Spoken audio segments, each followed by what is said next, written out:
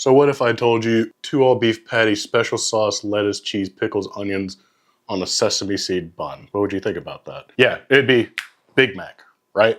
That's way before my time. I've definitely heard about it. You know, I'm not gonna remember that. However, I do like a Big Mac. I remember the first time I got a Big Mac as an adult and I was like, oh, these are actually good. I see why people buy them. And ever since then, I'm just kind of like, I'll have them periodically. I just don't eat fast food that much anymore. However, it's still a damn good burger and I think it's worth recreating. And that's what we're gonna do today. So let's go ahead and start making a Big Mac wrap that will tantalize you for days on end. It's real easy and I think we need to get started with the most important piece, which would be our sauce. And it's gonna start with cottage cheese. So typically whenever you do like a sauce like this, it's almost always mayo. I was talking to my buddy recently and he brought up the point of cottage cheese. And I remembered you could blend cottage cheese to make it smooth. So what I'm gonna do in place of mayo is use blended cottage cheese. This container is gonna be roughly 2 cups. So just get all of that into a blender or food processor. And I wanna get it smooth before I attempt to continue to add the rest of the ingredients. And I'm following a recipe from a website called Daring Gourmet. I will leave them linked below. It's not exactly the same. They didn't use cottage cheese for this, but I will be pretty much following all the rest of the steps that they have in that recipe. I've got my cottage cheese in there. I'm just gonna blend it until it looks smooth enough for me. I'm just gonna go on low. And I'm not even gonna make you watch this. Just get it blended up until it is nice and smooth.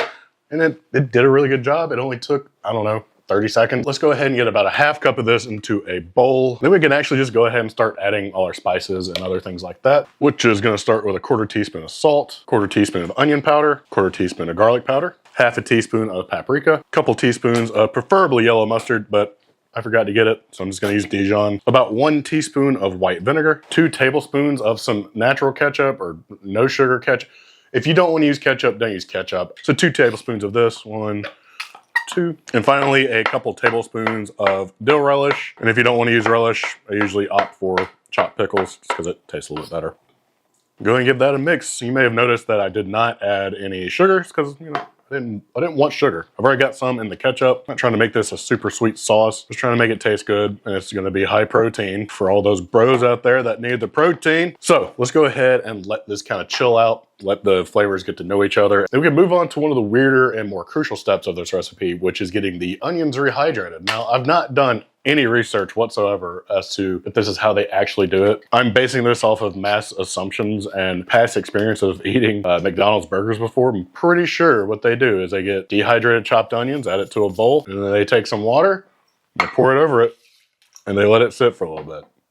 I'm almost certain that's what they do. This is probably gonna take a good 15 minutes if I had to guess. So while they're doing that, we can go ahead and get some lettuce shredded up. I just need some of this to be shredded for an accurate Big Mac.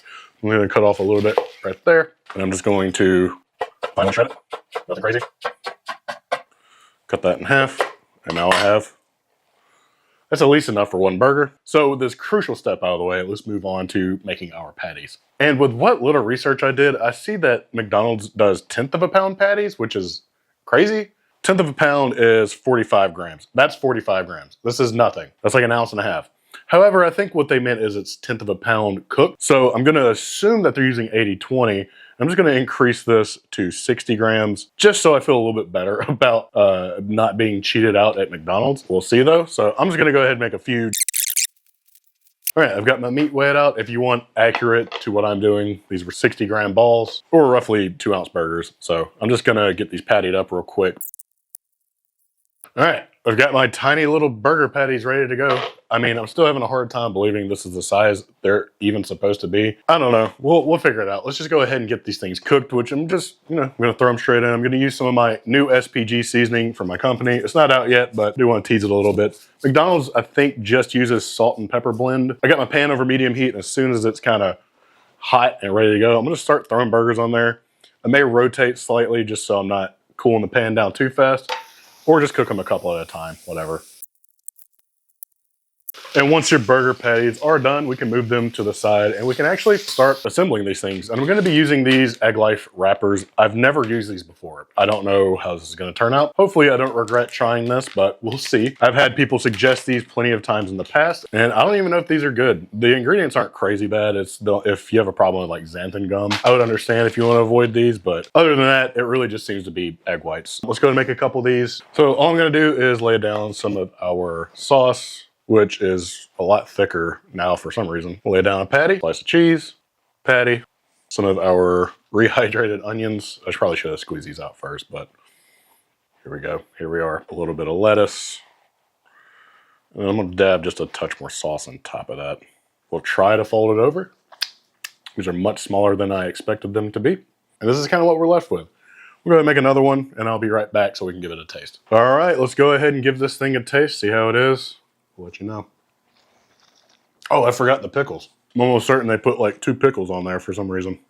The wrap is surprisingly inoffensive. I was a little worried that it would be kind of eggy. I mean, it's good. It kind of hits a Big Mac vibe for sure. It's not perfect. I think the beef is too fresh, if I'm being honest. It's really sad to say that when you're looking for a better burger that the beef is too fresh. It just tastes like fresh beef. I don't know what to tell you. The combination of the sauce and really the rehydrated onions, I think that's the big thing. Those are the 2 big things that did it for this. Even if you just did those 2 things on top of a burger, I think you'd be like, oh, this is good enough. I can stop there. You want to take it a step further and make this wrap, I think you would enjoy it. Also have other recipes for like wraps and flatbreads on my channel if you want to look those up. I'll also leave a couple down in the description. But these Egg Life things, they're not bad. They're not bad. I don't know why I've never tried them. But either way, hope you enjoyed it. I'll see you on the next one.